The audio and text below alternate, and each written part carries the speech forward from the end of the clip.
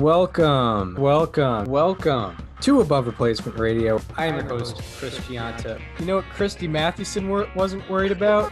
SIERA. When you're thinking about Pedro Ciriaco, I mean, the only one that can compete is maybe Hannes Wagner's 1908 season. Over there on the other side of the screen is Daniel Curran. Like, if we just clip together every time we've talked about him on other people's profiles, we've done a Mickey Cochran episode. I can't get past Rabbit Marinville. It's not necessarily Hall of Fame. It's not necessarily above average, but we can guarantee you we are better than just the standard replacement level college sophomore. And welcome to Above Replacement Radio, where we're talking baseball kind of whenever. I am your host, Chris Gianta. Over there to my actual right, as you cannot see on YouTube, is my co-host, Daniel Curran. How you doing, Daniel? Chris, I'm doing good. One of my friends at Springfield has gotten into sports gambling with baseball, so he's been he's been asking me to help him fill out some parlays. We haven't gotten a hit yet, but one day it's coming. By the way, it was yesterday, so Wednesday. He sent me the 16 parlay. I said, I like it, but don't put Padres over Giants, other way around. And he was like, what are you talking about? I said, Giants are going to beat the Padres today, mark my words. And they did. Nice. So that was cool. That was the Kevin Gausman-Blake Snell game. Right. Yeah, Gausman is fully rejuvenated now. He has. I've been saying, with the right luck, he has a chance to be very elite. Yeah, very much so. And, he's one of those guys where, you know, he came out of the Baltimore system. You wonder, what could have been. And this is kind of what it's looking like. Yeah, you see guys like Jake Arrieta, guys like Dylan Bundy come out and show immediate success afterwards. Yeah. But Gausman was kind of expected to be one of those guys, and it just hasn't exactly panned out. By the way, he also had a better FIP from 2019 to 20 than Clayton Kershaw. What do you mean by 2019? Oh, combined years? Between those 2 years, he had a better FIP than Clayton Kershaw. Yeah. So, you always knew with the right luck. And, we know Kershaw's, not exactly, he's still great. Early 2010s, he's he's still one of the best pitchers in the league. If this was his peak, people are still talking about an elite pitcher. Yeah, exactly. He's still easily top 20 in the MLB right now. But we've conditioned ourselves to, his 2014 season, where it's it's not that, so it's not that good anymore. Yeah, exactly. The guy had a 2.16 ERA last year. He keeps going. He does. And he's only 33 too. He's got plenty left in the tank. Yeah, exactly. Yeah, he seems a lot older than he actually is. But first thing we'll be talking about is another team in the West, or actually I guess sort of previously mentioned. The San Diego Padres are losing Fernando Tatis Jr. for kind of a indefinite amount of time. We don't really know. There's no timetable as of right now. But there was he swung and missed on, I believe, a curveball, kind of overextended himself, and I think his left shoulder popped out. And it looked worse than I think it actually ended up being, but it's pretty alarming. And the first thing I thought of was, oh boy, we're not going to have the full season out of Tatis again. Yeah. And we're not really, people are going to be like, I can't wait to see the full season, and this season might not be the first time it happens, even though we expected it. Especially since he just got that massive extension, too. Yeah, exactly. When you have a player like Tatis that just got the money, that's very hyped up by the media, when you have a guy like that go down for anything, it's always going to be overanalyzed. Every time you see Aaron Judge miss a game, it becomes question marks, and that's what it was last night because Aaron Boone has been throwing mixed signals. You have the same thing with Tatis here. Nobody really knows the severity of this injury. He could be back in 2 weeks. He could be back in 3 months. We really have no idea. But this is obviously not what you want to see as if you're the Padres. And I know it doesn't take two baseball geniuses to come up with that solution, but a lot of people question the move because of the time it happened and the injury history, and this is not what you want to see right out of the gate if you're AJ Preller. Yeah, and it's something where you don't really know if it's a complete freak accident or not, because I think he has had problems with that shoulder before. Mm-hmm. So that's, that was probably one of the issues that came up when they signed that deal. And, you hate to see it kind of blow up like that immediately, especially when, he's had a lot of promotion prior to coming into the season, especially with the rest of the Padres. And, he's the face of the Padres. Some possibly the face of the league. Some argue the face of baseball. And, it stinks. Because I think if he does miss, if he does miss a lot of time, it's more than, the Padres that are losing him. It's the world of baseball. Everyone is really into this guy. And, if he misses a couple months, that's a big loss just for the world of baseball. Exactly. We obviously don't know what this is going to look like. We don't know if he's going to be back in the next 2 weeks or 3 months or whatever. Let's say hypothetically that this ends up as like a 4-week injury or something like that. Let's say he comes back on May 6th, whatever it is, basically a little over a month after he went down. It is a very concerning look to see. It seemed like he did something so insignificant. He swung and missed at a pitch and his shoulder popped out. It's not like there was some freak play. Like, remember when Bryce Harper slipped on the base in 2017 and that just looked really bad? It's not like it was one of those, or it's not like he got hit by a pitch where it seemed like something out of his control. Like, that seems like a situation where a lot of, players obviously swing and miss in awkward positions all the time. And Tatis is obviously getting put on the shelf because of that. So it definitely is concerning to see that because, in a much worse situation, like, what's that going to look like down the road if that event occurs? And if it's happening to him at the age of 23, that's not the best sign. Although, his recovery time probably speeds up because he's only 23, so that's the optimistic way to look at it. Yeah.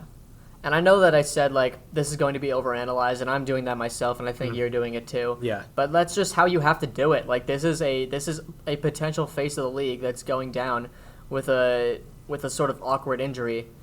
Of course it's going to be overanalyzed. Yeah, a guy, who was, I think, top 5 in the MVP last year. He was our mid-season MVP picks last year, around the end of August. And he took the world by storm, and it actually, it stinks now because the Padres are actually facing the Rangers this weekend. That sucks. And Tatis Jr. will not be there with the 3-0 count, ready to upset ready to upset some fans making up new rules on the spot. And it's going to be in Texas, so he can ruin their super spreader events. Yeah. That was fun to watch on whatever. It is funny because they only went because the Rangers are so bad. They're not going to really have full houses. I was going to say, did you see the crowd in Game 2? Yeah, it was I saw it. It looked like a normal 2021 baseball crowd. Yeah, the second game against the Blue Jays. Game 1 was, a full sellout, and then Game 2 just looked like a regular July game. I mean, for a last place team. It looked no different from any other game I've watched this season. Yeah, exactly. It just I would have been like, oh, they're also allowing 30% capacity. Yeah, exactly. Yeah, it's funny how that worked out.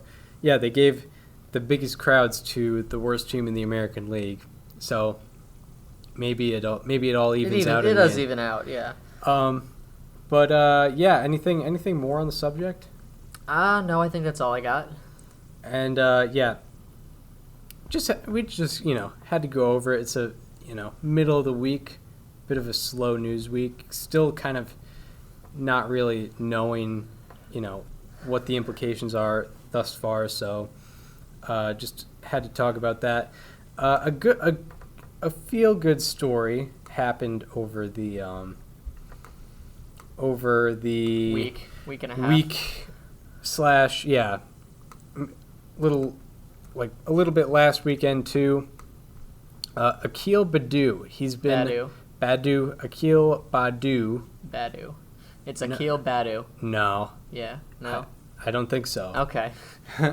Akil Baddoo has been taking the league by storm. He has a very good story.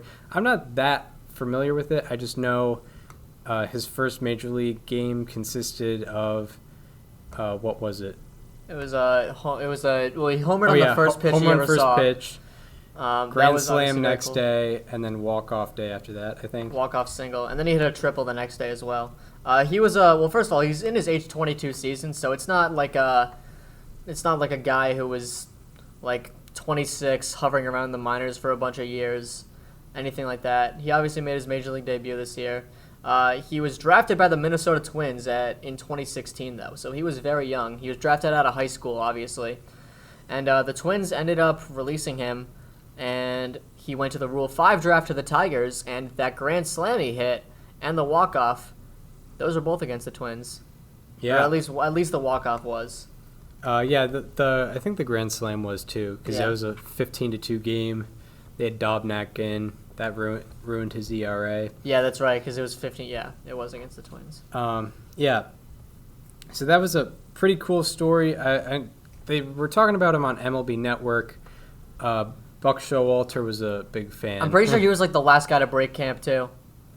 I always notice there's always one random guy in spring training who I look at as like a guy who could break camp, and it kind of just like slips my mind. That was Akil Baddoo for me this year.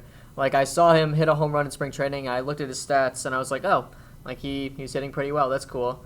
He ended up in spring training. He slashed 325, 400, 460, 750, 1210. And that was in 21 games, 50 plate appearances. 50 he had plate 5 home appearances. runs. So, that was obviously, it caught my eye a little bit, and I was like, oh, like he could break camp. And here he is now doing big things in the majors. Yeah, a guy who could make a splash with the Tigers. They don't have the most amount of depth. That's a team that that desperately needs things to be excited about right now. Yeah, exactly. And Akil Baddoo is perfect for that. He's a outfielder. Yes. Yeah, outfielder. So you can probably put him in any of those 3 spots, I would assume. And yeah, he's like kind of the feel good. And then with the Tigers, the Casey Mizes and Tarek Skubals are like, all right, you're kind of waiting to be excited about these guys, and you're kind of having high expectations for them. Akil Baddoo, he just kind of came out of nowhere. Yeah. And is seems to be doing well. What are his numbers so far? He is slashing 455, 455. He's yet to collect his first major league walk. That's coming soon. Be on the lookout for that. But he's slugging 1182 for a 1636 OPS, 346 OPS plus. By the way, the league-wide OPS is like not high at all right now, which I know that's such an overreaction, but last year I looked into that. And it's 702 right now. Last year I looked into that, and I think April always has the lowest OPS for the month. That is valid. So that is a total overreaction, but it's interesting. Because everyone's pitching rotations are fully intact for the most part, and they have their number 1s going, number 2 all in the same order. That's valid. And if the weather's colder, so the ball's not going to carry as much. Yeah, exactly. Although I guess it would be harder to control the ball as well, so that can. We'll have to see what the summer brings. Yep. Yeah. That can. So right now it's at 702, which is 2 points higher than it was in 2014. Mm-hmm. In that third dead ball era. Yeah, that lasted 1 year. The dead ball era of the 2010s, literally the last year of Bud Selig's tenure. It was like the lowest offensive season since the 80s. Then Rob Manfred was like, no, we're bringing back the steroid era, but we're juicing the balls instead of the players. Yeah, in 2019 it was like a 760 or something. It was a joke. Yeah. Although the walk rates are huge. Mm-hmm. What, this year? Yeah, it's almost 4 walks per game, which has only been done twice in history, 1949 and 1950. Interesting. Yeah. I guess that has to do with control and pitchers not being as ready. And it might have to do with the cracking down on foreign substances too. Very possibly. If they are actually enforcing that, and we saw the report that they were looking to crack down. A ball was taken from Trevor Bauer's start yesterday. Mm-hmm. That was a report. Pretty interesting. I mean, I think he's definitely used substances before. Oh, he's openly admitted to it. Like, Yeah. he had a video on Momentum where it was like, why, he put out a shirt that said, like, legalize pine tar or whatever, and he also, like, put out a video that was like, why pine tar should be legal. Mhm. So, I mean, he's obviously very openly for it. I can see the reasoning why. Like, I think hitters would rather the pitcher not know where the ball is going. Yeah, I mean, I honestly, I don't really care one way or another. I think honestly, the concept of pitchers won't know where the ball's going if they don't have pine tar, I think that's not completely accurate. I don't think it is either. They're major league. They're major league. They got there for pitchers. a reason. Yeah, they can control a baseball, but I think there probably should be an approved substance that you can use if everyone agrees to it. Maybe that's the thing for the new CBA. Oh, man. We're going to be talking about that all season, by the way. Exactly. Like, I don't think people realize this offseason that's upcoming, it is huge. Like, it is going to shape so much of the future of baseball.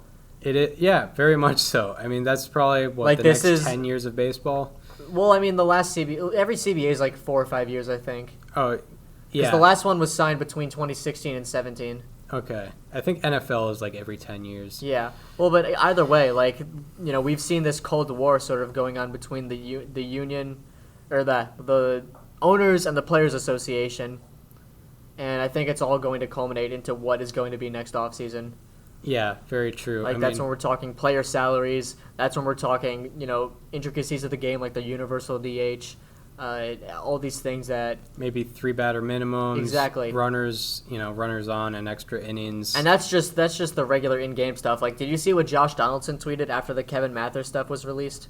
Was he like thanking him in a way? Yeah, he was like, "Thank you for giving us like leverage during the CBA negotiations next offseason." Yeah, exactly. Yeah. Because it's like, hey, look at these owners. They're trying to screw us. Here is video of a guy saying that we are trying to screw the players. Yeah, exactly. And we did like 15 minutes on that when that came out. I think it was in the maybe NL Central preview. Yeah. One of the preview shows. It's in the title, but if you want to know more about that, we did a bunch about that and how that could potentially change things in the CBA negotiations over next offseason. But yeah. Anyway, back to Akil Baddoo. Yeah. But yeah, that's a very good story.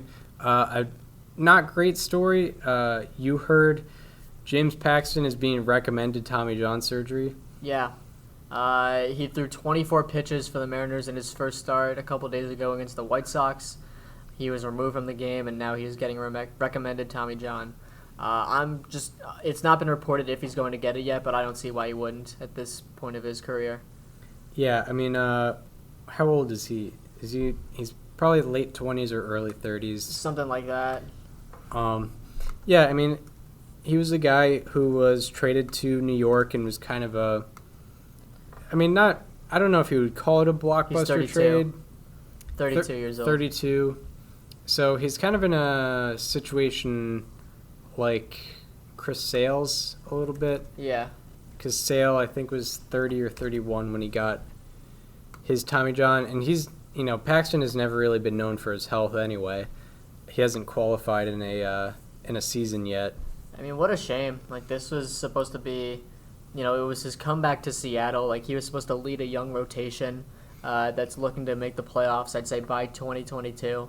Like, to not have him for this year or for most of next year as well. And I think he's a free agent next year anyway because he signed a 1-year deal. Yeah.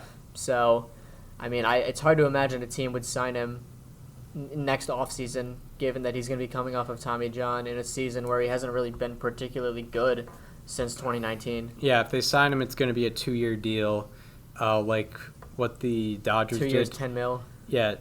Yeah, it'll have the money of a 1-year deal Mhm. with 2 years on the contract, like what the Dodgers did with Tommy Kahnle. He's not going to be pitching this year, but he'll be pitching the year after this. 2022 is what some people are calling that year. Yeah. But yeah, I mean, yeah, it stinks, but it's not. It definitely stinks for him. It's not the most competitive team. It's not going to be a huge blow. If anything, it could be a blow to, him potentially being a mentor for that young pitching staff. I think he could still do that from like a not a physical standpoint, but like a mental one, I guess. Like Yeah. If he can still lecture the players on stuff and tell them what they should or should not be doing, like that can certainly help. But you're obviously not going to have him out there. You're not going to have his presence on the mound that's going to be able to lead these guys forward. Yeah, if he's still in the clubhouse, there's no reason why he couldn't be, sort of a mentor in a way to someone like Marco Gonzalez, Justin Dunn, or even like, I don't know, I know there's a language barrier, but Yusei Kikuchi. There's potential there.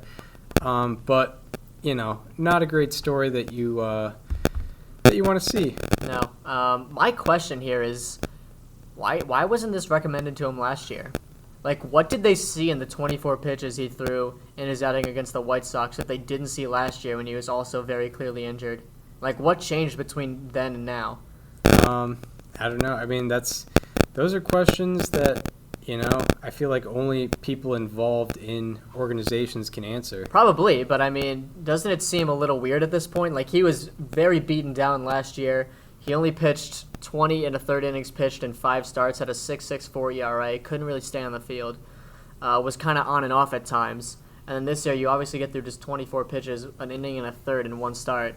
And, it's very similar to like what Chris Sale had, where one day they were like, no, he's not getting Tommy John, he's fine. And then he threw once, and it was Tommy John. Yeah. Like, what is this sudden change that goes on in between these starts? Yeah, Sale was someone who was having problems for multiple years. He came out with a shoulder issue in 2018, and then that was the same thing that held him out for almost half the season in 2019, but didn't get a surgery until March of 2020. And I think Luis Severino was sat on. He had injury problems in 2019. Forearm tightness came up, and not until March of 2020 was he getting that surgery. So it must be sort of a pattern where you're not going to immediately do surgery on someone if they have shoulder or forearm pain. It's a thing that probably develops, but it stinks if a guy has already been injured for a while and now all of a sudden you have to be out for 18 months. Yeah, I mean, especially just after everything they went through, like signing him, getting him, building him up to lead a staff of young pitchers that have a lot of potential, and then all for naught. Yeah. Anything more on this James Paxton story? I mean, I know you're not exactly the person to answer the whole what happens in between, because we don't know the whole physical aspect of it. Yeah. But it does seem a little weird to me that he had injury problems in the past, and I don't know if it was ever reported that I don't think it was ever reported like that he was potentially getting Tommy John. Maybe it was a suggestion last year, but maybe it wasn't a recommendation, but it was out there if he wanted it. But this year it sounds like he's likely going to be getting it. Yeah, maybe there were reports out there, but because it was... I don't think there were reports, but maybe under the, behind closed doors, the doctor was like, hey, Tommy John's on the table. You can get it if you want. There are other options. And because he was because he was a free agent, not with any team doctors, that honestly, that's probably that could be it answer too. Why. Yeah. Because, like with Chris Sale, the whole offseason, I remember most of the offseason from 2019 to 2020, there was talk about him with his issues with his arm, but you don't really hear about that when you don't have team doctors looking at you, telling you, giving you timetables. He was completely on his own, so he didn't really know what was going on unless he was going to a personal sports doctor. That's what I would guess, is he was going to his own person. Yeah, and if he got bad news, you can't put that out there because you don't want to not sign. Yeah, he made $8.5 million this year. So if he knew there was issues and Still got the money, good on him. Especially getting it from the Mariners. Mm-hmm. How ironic would that be? But yeah, that's the James Paxton story. And now we get into some players to highlight. Yeah. For good and bad reasons. We have How About That, which is the good players that we're highlighting, and we have slightly alarming statistics, which is very slight. Yeah, very slight. Especially, I think the teams that have played the most have played 7 games up to this point as of the night of the recording. So we can't take too much into account here. But this is what we do during the season, so we have to get into the practice of it. So now the Friday, April 9th edition of How About That? So do you want to go first? Yeah, I'll go first. So my guy to watch is a guy that's been he was on people's radars for a while when he was a prospect. He's never had an OPS plus above 100 in a single season. I think he's only played one full season with a bunch of lesser played seasons. I guess he'd played 52 games last year, but still. I'm talking about Ryan McMahon, who had a strong week. So far this season, he is slashing 360, 385, 920 for a 1305 OPS, and obviously a lot of that is driven by one particular game, and I'll highlight that later.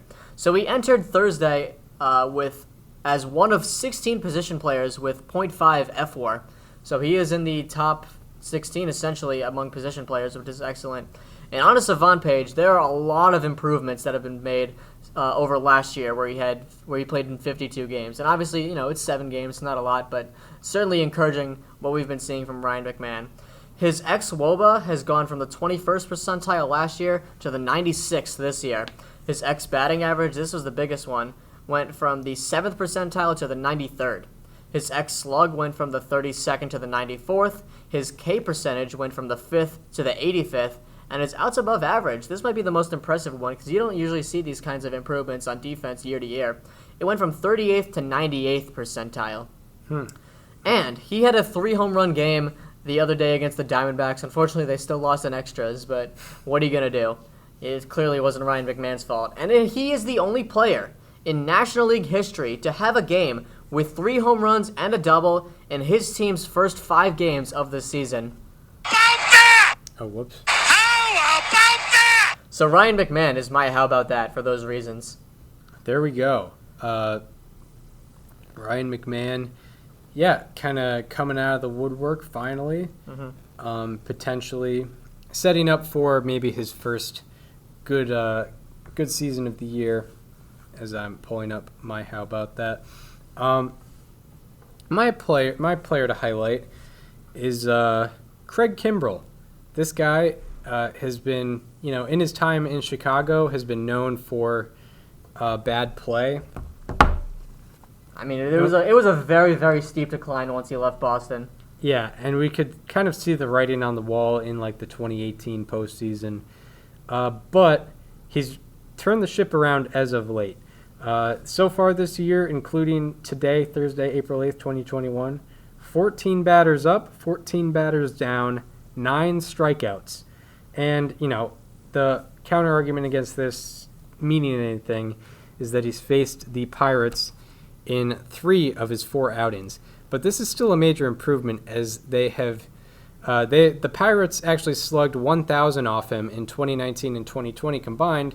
So, he wasn't someone who was having particular success with them before, and now just mowing him down hasn't allowed anyone to get on in his 3 outings against them. And in his last 18 outings, going back to last year, he has thrown 17 1/3 innings pitched, allowed 2 runs, and struck out 33 batters. That is a 1.04 ERA and 17.1 strikeouts per 9. So it's looking like Craig Kimbrell is kind of back. So yeah, here we go. Maybe a reliable closer once again. Maybe back on his Hall of Fame track. Yeah, I mean, he very much needed that. So, you want to get into the next segment? Yeah. So now we go from the highs to the lows, going from the highlights to lowlights. This is our Friday, April 9th edition of Slightly Alarming So, what is your slightly alarming?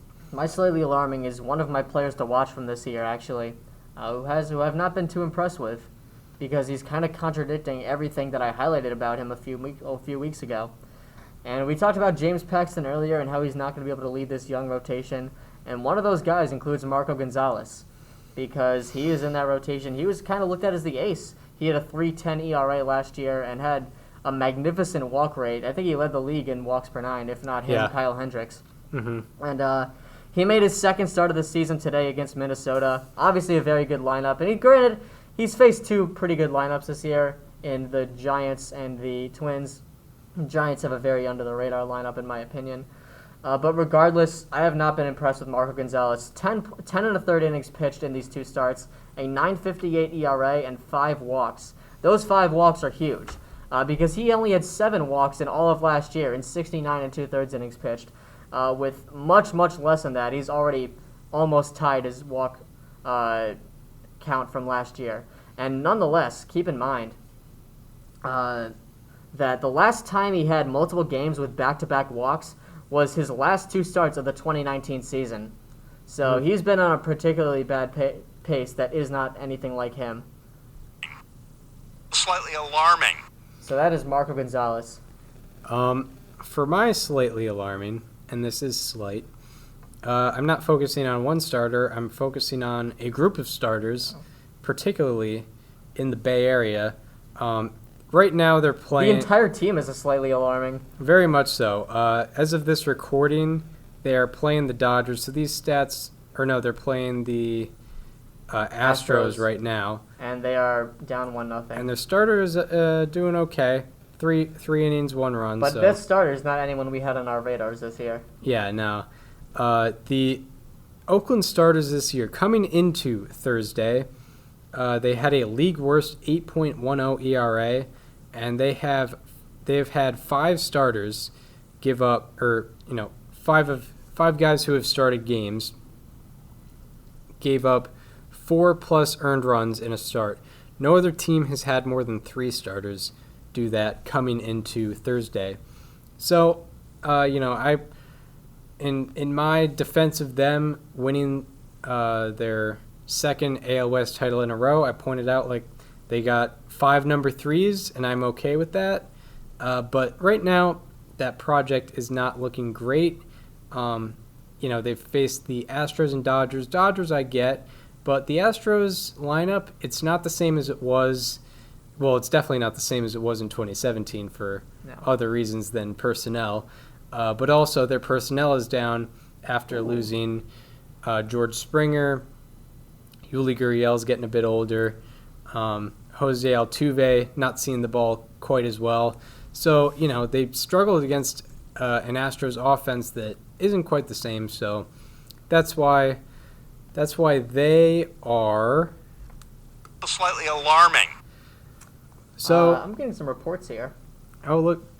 Coming in from Rosenthal. I want to check on Twitter because I saw a Bleacher Report. Trevor Bauer is under MLB investigation for foreign substances. Yeah, that's not a coincidence at all that they chose him. His defense, he probably uses substances. His defense is that, and he actually posted in a video about this, every other position player can have pine tar. So, he can maybe point out one of the people in the field as using pine tar potentially. But, he's a guy who went from, being in the 80th percentile in spin rate to 100th last year. Yeah.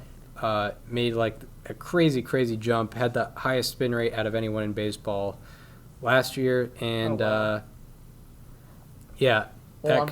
glad you said that because according to this Athletic article by Ken Rosenthal, and I quote, according to the league's March 23rd memo, which was sent by MLB Vice President of On-Field Operations Michael Hill to high-ranking officials with all 30 clubs, the commissioner's office will review StatCast data this season to analyze changes in spin rates of pitchers suspected of using foreign substances and compare those spin rates to the pitcher's career norms. However, sources said the scrutiny of Bauer on Wednesday arose not from spin rate analysis, but balls being brought to umpires' attention. So, I mean, you mentioned the raise in spin rates. That's exactly what they're going to be looking at. Yeah, and, back to Bauer's content producing, but he pointed out, like, a guy can use a substance from the first game of his career on, and there could be no sudden rise in spin rate because he was using substances the whole time. But Bauer probably adopted it at some point, recently in his career. And I don't know. Maybe he'll pay a consequence for this, which is, if they're really trying to enforce this, they can make an example out of Bauer. I mean, Bauer's the easiest guy to make an example out of. Like, he straight up admits to doing it. Like, he literally made a video saying pine tar should be legalized. He put out a shirt that said legalize pine tar. Like, there's no doubt that Bauer's a guy that should be suspect. Yeah, and he's a high-profile pitcher, so it could let up-and-coming pitchers know that this will not be tolerated if that's the message that they're going for. But I don't know. It's I don't know. I don't know how I really feel about the substances. It's weird. It hasn't been really policed before ever. And now it could potentially be that. So that's another thing that's slightly alarming. Yeah. Or if you hate the idea of substances, maybe that's a how about that for you. So now on to the preview of the weekend ahead. I think there's a lot of interesting series going on. There are. In this I love that weekend. we aren't just limited to in-divisional matchups this time. Yeah. Like, we can branch off finally. Yeah. I think there's not one particular one. I could give a reason for plenty of these why you should be watching. I think my series to watch is Blue Jays versus Angels. Like, first of all, you have the Blue Jays playing at a spring training facility, obviously, because the borders of Canada won't let people in. That's understandable. People aren't vaccinated yet. They don't want too many teams just coming in and out of the country, potentially bringing COVID. In the NHL, they have an all-Canada division. Yeah. It's pretty wild. With that being said, I talked pretty extensively last year about how the Blue Jays offense was just absurd at Salem Field. Like, it was just not even close to what they were on the road. I'm really interested to see if they could replicate that same success. I know that this is kind of cheap because it's my second show in a row picking the Angels series as my series to watch. But, you have Robbie Ray potentially coming back. That is a watch in itself, regardless of where it is, who they're playing. It doesn't matter. Robbie Ray is always a must-watch sight. You obviously have Mike Trout, Rendon, Ohtani. You have these guys that, are looking pretty interesting. Like, they very easily could have taken 2 out of 2 from the Astros in this series. They had the great comeback win in Game 1, and it took them to the top of the 9th in Game 2, where Carlos Correa obviously hit the 2-run home run. But that's a 4-game series starting tonight. The Blue Jays are up 5-4 in the 7th inning right now. I think it's going to be a tight series all weekend, and it's really going to send a message about who is the stronger team out of these two that are sort of competing for a playoff spot under people's radars. Yeah. I have 2 series I'm kind of looking at, and they both kind of have the same theme. One of them started tonight. One of them is starting tomorrow night, and it's defending division champions. Angels tied it up. These are defending division champions who started out slow and are facing teams for the second time, the teams they started slow against. It's Braves versus Phillies, and it's Athletics versus Astros.